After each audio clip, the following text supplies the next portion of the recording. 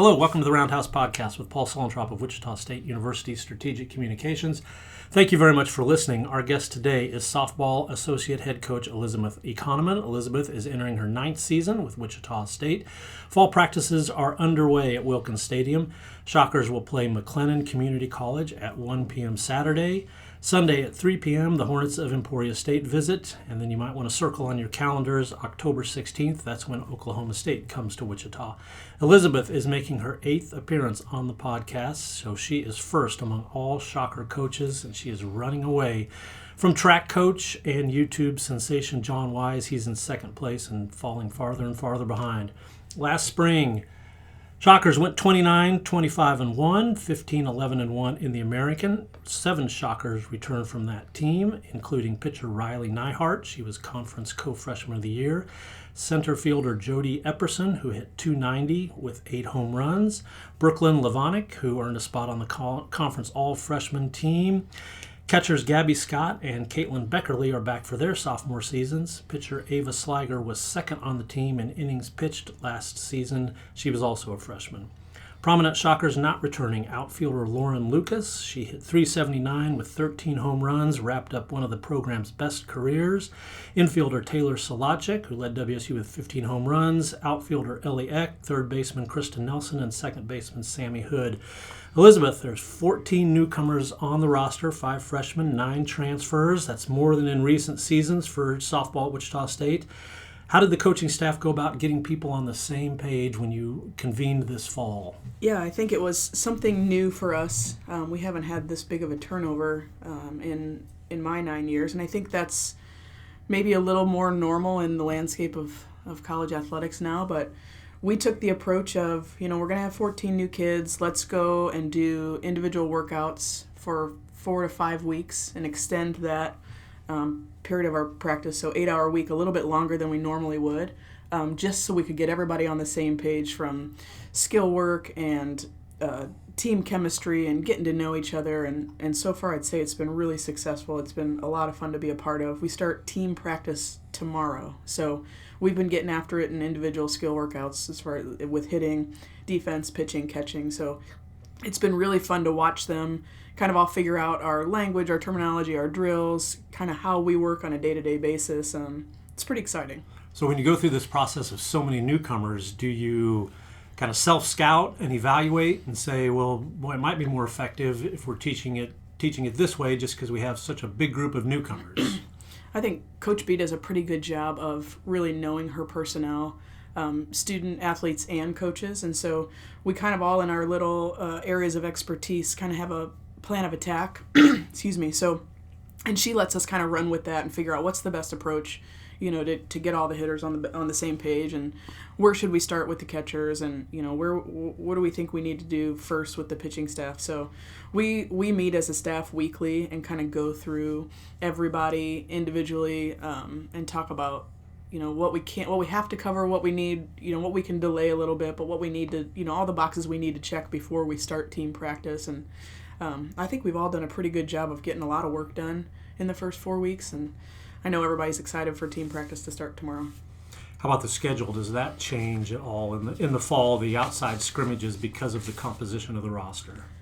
It'll be interesting. I mean, we're playing a lot of the same teams that we have in the past as far as, Oklahoma State. I don't think we played them last year, but we played them the year before. It's usually one of our fall games. Emporia's close, and McLennan, I think this will be our 3rd season playing McLennan, maybe 2nd or 3rd. And we've developed a really good relationship with them. So I think teams that we will compete against will stay the same, and I think we'll still give everybody a fair shot and rotate positions and innings pitched and at-bats and stuff. The biggest change will be the timing of the 20-hour week being a little bit later this year, and we're taking a gamble with the weather, and so far it's going to be fine. I think we're not going to run into winter too early, so knock on wood. But it's been really fun to see the development just so far, and even the kids, the freshmen specifically, are noticing how much better they've gotten across the board in 4 weeks. One of them sat down with me yesterday and said, man, this is amazing how quickly you can really grow. And then we talked about the weight room, and she was impressed with herself. So I always think that's exciting, too, that they can see it working, they can feel the changes. and then we'll roll it out tomorrow and see what it looks like as a big group.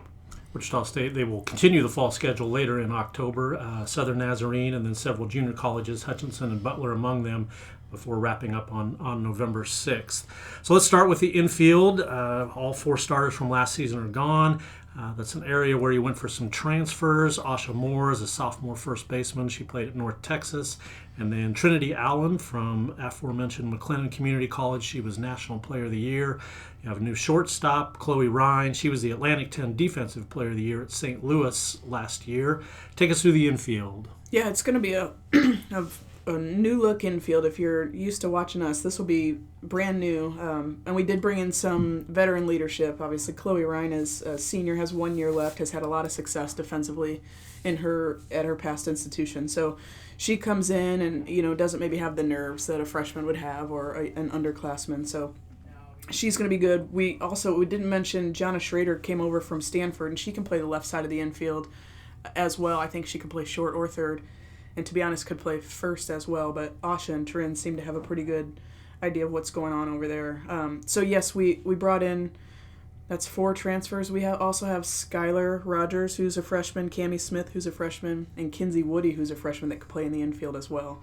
So we have a little bit more depth than we've had in the past, and a little more versatility, and a lot more athleticism, I think, across the board with those 7 or 8. Math's not my strong suit. We have a lot of options as far as who can play where. And so I think for the fall games, that'll be really interesting to see how we shake it up and who thrives in certain spots and maybe who works well together, who plays well next to each other.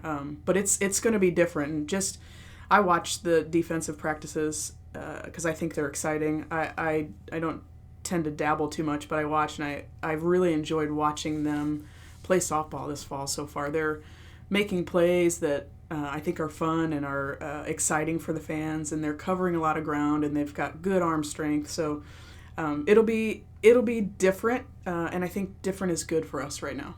It's nice that you can appreciate defense as a hitting coach. Sometimes hitting coaches struggle with that. Yeah, I'm working on it. Very good, very good. So there's a wide range of experience levels. So I'm interested in the teaching process. So you have a player such as Chloe Ryan, 4 years in, she's had success. How do you approach working with her as opposed to working with a freshman who might come in as more of a clean slate? Yeah, I think that's a great question. That happens all the time in defense, offense, in the bullpen. And I think somebody like Chloe specifically is so she's so passionate about her craft that she's very responsible and takes it very personally, her development in that. So you can see her when she's not at practice, she'll go down to the indoor and she's got some drills that she runs through very methodically, very much of a routine that you can tell she's been doing for years, and that are probably her foundation of what she's about. So and that's perfect. We're not going to change that. And if somebody else sees her doing that, and maybe they go, oh, that's a good idea, I should probably take a page out of her book. And then she talks to them and can kind of take them under her wing. And everybody's got their own set of things that are different. Trin might have a totally different workout that she does for bag coverage at first base. And she may or may not, I don't know. But she's excellent around the bag. So there are things that have gotten them to where they are that I think they'll hold on to and maybe pass on to somebody else. And then we can feed off of that too. And I think the coaches I think we do a great job of teaching.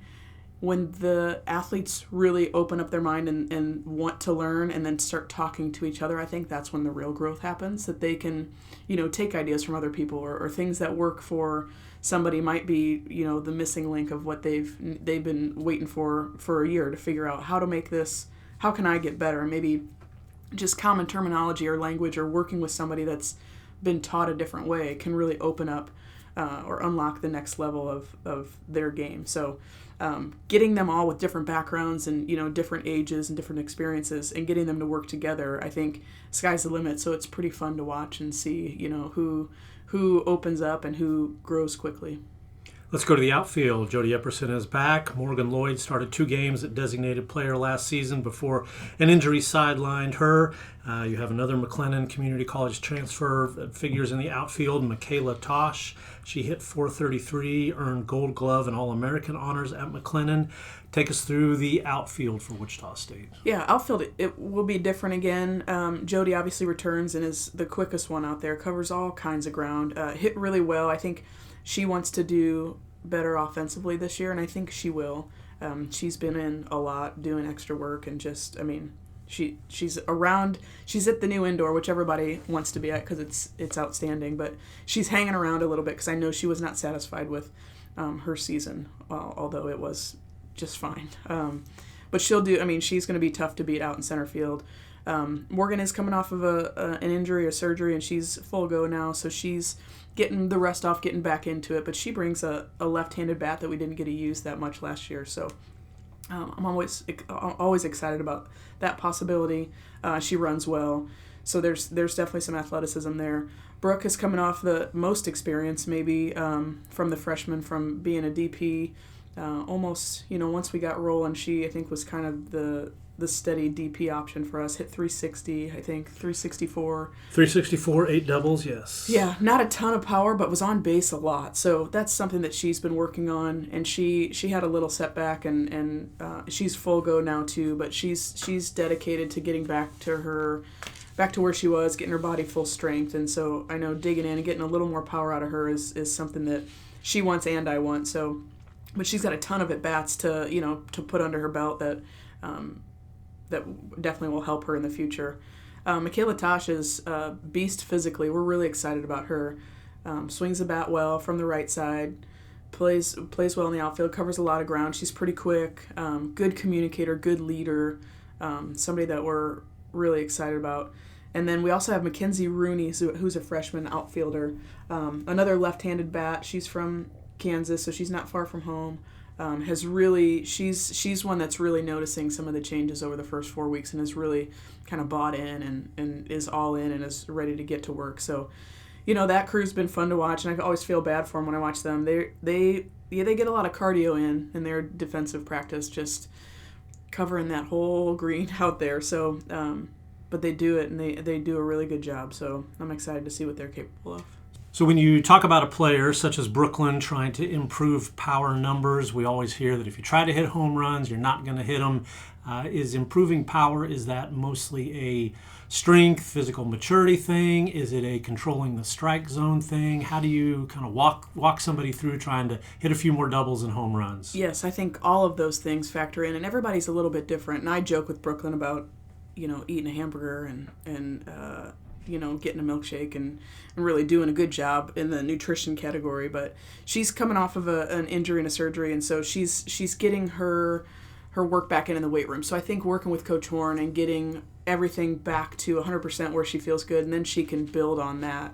But yeah, a lot of it is, is your swing in the right sequence? Are you using your big muscles, your legs and your torso? Are you swinging at the right pitch? Because it's really hard to hit a ball in the dirt out off the wall. So I think everything factors in. And so I have a pretty good relationship with, I would say, most of the hitters, and Brooke is no different, where we can have those conversations and I could say, let's try this. And if that doesn't work, then let's try this. And we just kind of go through the list of things that work. And when it clicks, then we try to move on from there and build on that. But a lot of it's just feeling comfortable and being confident in your own swing.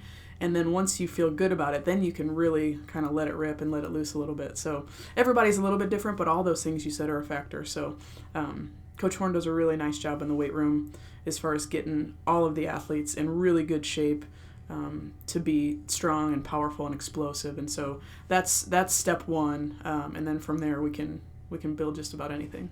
Do you ever sit shockers down with video of a past shocker, say Bailey Nickerson or Madison Perrigan, and say, hey, your swing looks a lot like this player. You might be able to learn something from this video? No, not video-wise. We've talked about it, but a lot of the times I try to link them up with somebody that's still here, and then because then they can have those conversations. In the past, I have had a couple people call, Kaylee Hecker, and talk about her work ethic, because she was great at putting in. She really needed to to put in extra work on her swing, and so she dove in and was dedicated to that. And so I've had people kind of reach out because she was on campus for a while. So I like it when you're able to talk to them in person. It seems like it goes further. It means more that they are somebody that they can watch and see. And so, but it's not a bad idea. I'll probably start showing Cece and Lauren and Sid film to everybody when they come in and say, do this. I was going to say, I did not mention. I didn't mention Sydney McKinney specifically. I'm not sure you could teach some of the things that she did. I don't. I wish. Jodie Epperson, so transferred from North Texas, had a really nice season in center field. So now she has a second season. She had a summer to digest what she learned, what she went through in her first full year as a Shocker. How does being in the program a second season, how does that help a player such as Jodie? I think she'll thrive. Again, I think she was great last year. There were a lot of unknowns with her. I think us with her and her with us. So she's athletic, she's quick, she's got all the tools. And maybe didn't feel comfortable in her first stop at North Texas, and then really kind of got comfortable last year. So now having a feel-good year, something that she is confident in and understands and knows what she's getting into, I think now maybe the nerves and, the worry of, what's going to happen, maybe that stuff has left her mind and she can really build on her physical ability. And, she's a senior, so she's got a lot of it. She had, how many bats? 169 at-bats last year. So, she had a lot of experience to draw from, and she had a lot of success. So hopefully she can keep that in the back of her mind and know that she's prepared and she can do it, so she shouldn't have to worry about what if. She can do it, and we all know that, and I think that will help her confidence. So maybe she can just run with it this year. Wichita State has not recruited many junior college kids over the recent history of the program. Now you've got the two from McLennan. What's the evaluation like? How do junior college numbers translate to Division I softball? Every case is different, and Cece Wong came from McLennan, and that's how we developed that relationship. I ran into Chris Berry, who's their head coach, recruiting the summer before Cece got here, and just kind of right place, right time, and just got to talking about coaching and recruiting, and he was fun guy to talk to. And then he was like, I might have a left-handed hitter that could help, after talking to me and what I'm about. And then obviously that panned out really well, and she's one of the best hitters to ever come through here. Wish we had her longer. But then you talk to a coach like Coach Berry, and everything that he said was accurate. And the program that he runs has been highly successful. So he's got a good thing going. His assistant coach, Jess Smith, she's outstanding with pitching. So they've got a good little system down there, and they've been to the postseason, 2, 3, 4 years consecutively. They win a lot of games. I would say their team is physically mature compared to a lot of junior college teams that we may see around here. And so immediately you're drawn to their physicality. And then they win a lot, and they do things the right way. They're really well coached. They're very dedicated to the fundamentals and understanding softball. So they'll come in game ready, plug and play, don't have to do a ton of teaching to get them caught up. They are ready to rock. And so I think that piece of it is enticing because they're not afraid to lift weights. They've been doing that. They've played a ton of games. I think they've won over 50 games for the past 2 years. So they're playing a lot of games and they're winning a lot. So they have that expectation of success. And so when you get them here, and you can feel it from Trin and Michaela this year, that they want to win because that's what they do. They don't want to stop now. So they're driven to continue to do all the things that have gotten them there. And they've been really good leaders for some of our younger kids. Even though everybody feels new, they've kind of fallen into some leadership roles and get the respect of their peers pretty quickly because they can back it up. So what was the hitting philosophy that you bonded with the McLennan coach over? What was the language you used that you both said, this fits? More, it wasn't even necessarily hitting, I don't think. It was more of, I like talking to this guy. He wants to win. He's funny. He's got a really good personality, a really good eye for talent. He was really able to pick out, kids and identify or evaluate talent quickly, and just seemed a little kind of no-nonsensey, like, what do we got to do to win? And told a bunch of jokes along the way. So personality-wise, I'm really excited to see him on Saturday because I haven't seen him in a long time. So just a good friend, a good person to keep near the program, and Yeah, so nothing specific to softball, just a good conversation that I was like, I think I could keep talking to this guy. And it was great. We'll remind people about CC Wong. Spent the 2024 season at Wichita State after transferring. Started at McLennan, went to Grand Canyon for one season, came to Wichita State, ended up finishing second or third in the nation in hitting. Second in the nation. 420, yeah. I think the leader was 421 maybe. Just had a fabulous season in her 1 year at Wichita State. So CC is back. Lauren Lucas is also back, and Sydney McKinney are back. They are all working as graduate assistants. I was over at the indoor last week, and they were all out there. I think Lauren was pitching. CC and Sydney were helping with infield jobs. Describe their roles. That might be, I can't imagine there are too many programs with a more talented group of graduate assistants. Yeah, we're loaded in the GA. They're outstanding, and they all bring something different to the table. Obviously, they all had a ton of success here. But offensively and defensively, Sid is, we talk about her hitting. She was outstanding at short, too. So, selfishly for me, I was like, well, I'll take all three of them offensively, and we'll just go to the cages, and we'll mind our own business. And, I don't know, I should have mathed out their average, but shoot, the average of those three together has to be in the 400s just because they barely ever got out. But they all bring a very different approach or mindset, offensively at least, where Sid has unteachable bat-to-ball skills. Her hand-eye coordination is off the charts. And not that Cece and Lauren don't either. Lauren is very cognitively involved. So she wants information, and she wants scouts, and she wants to do all the things. And Cece, just tell her if the ball's coming underhand. Like, is it yellow, and is it big, and she's going to hit it. So all three were very different learners, which I think that allows them to relate to all of our athletes, or maybe some would understand more of how Cece approached it, or Lauren or Sid. So our girls have really good options to go to for feedback or ideas, or, hey, this worked for me, or, why don't you try this? And so, and all three of them having been in our program, they are all about Wichita State. So they want us to be, in the postseason again for the rest of time.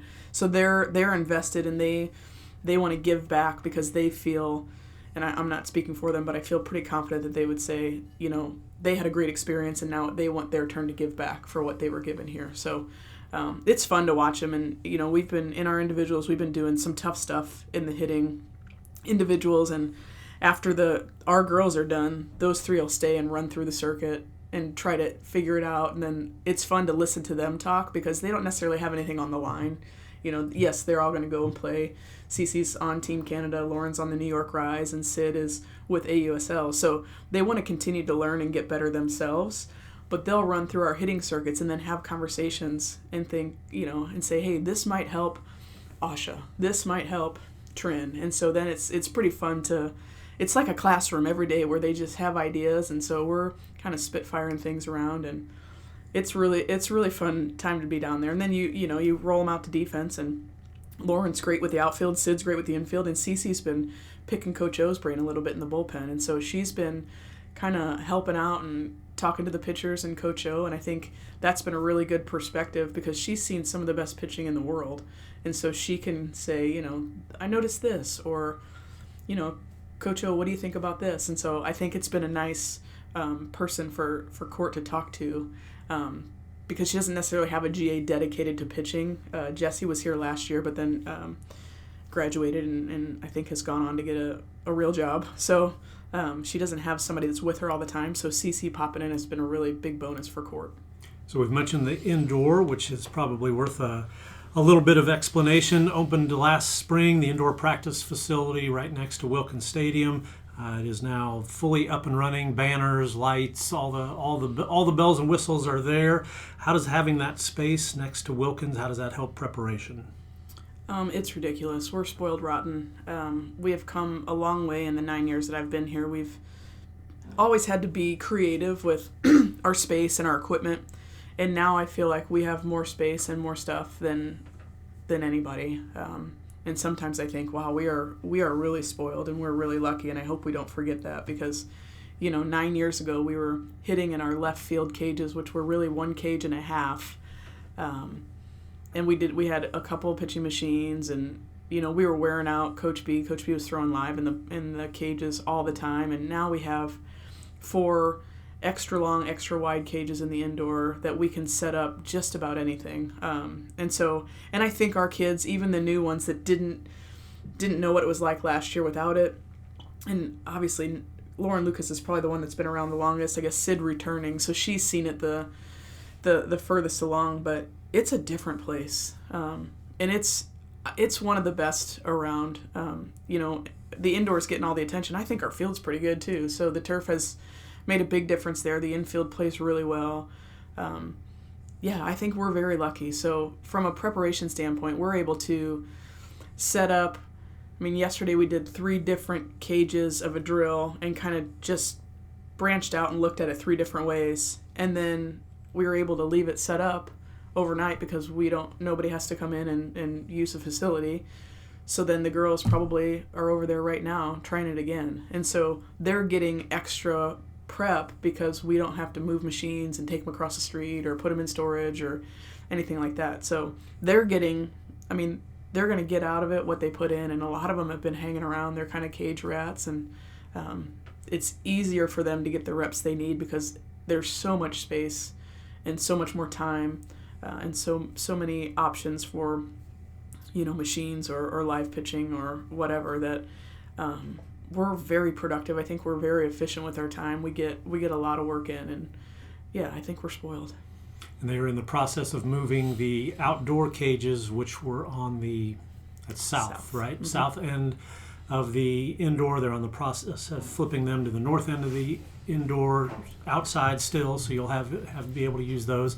And maybe that's a good point. I guess as sports fans, we might be so used to football having all the indoors, baseball having all the indoors, but it sounds like you're saying in softball that is not as universal as those sports, and Wichita State's is a little bit more unique than what we might think. Yeah, I think, and there's a lot of places that do have their own indoor, and in our conference we have a lot of warm schools that may not need necessarily what we have, or have smaller versions of it. But I think when Coach B and the architects and the engineers and Brad Pittman sat down and went through, what does this building look like? They were really, they really wanted to do it right. If we're going to do it, let's do it right. And so I think they thought of everything, because you don't get a you don't want to have this facility that you're unhappy with.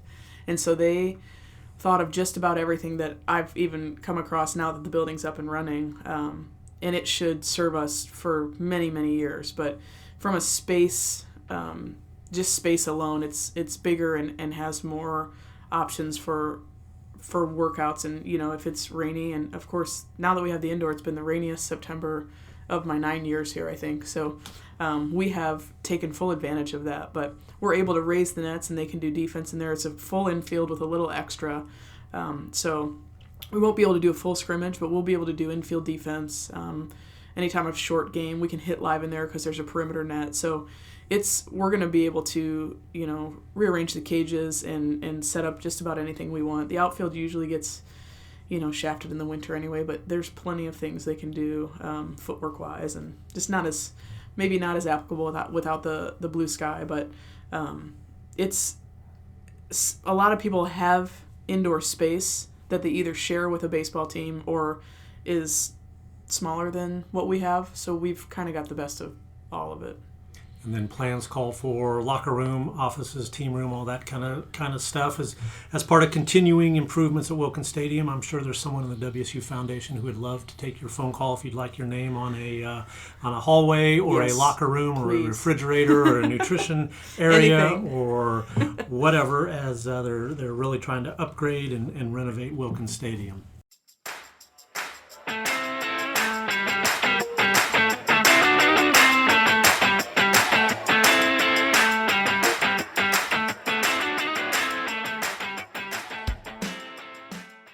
Thank you for listening to the Roundhouse podcast, courtesy of Wichita State University Strategic Communications. We encourage you to rate, review, and subscribe wherever you get your podcasts. You can find more Roundhouse content at GoShockers.com. Driven to center and well struck, and Lucas is there. She's got it, and that is the ball game, and look at the celebration for Wichita State as they have ended the Cowgirls' 14-game winning streak in a dandy from Wilkins Stadium, 8-7.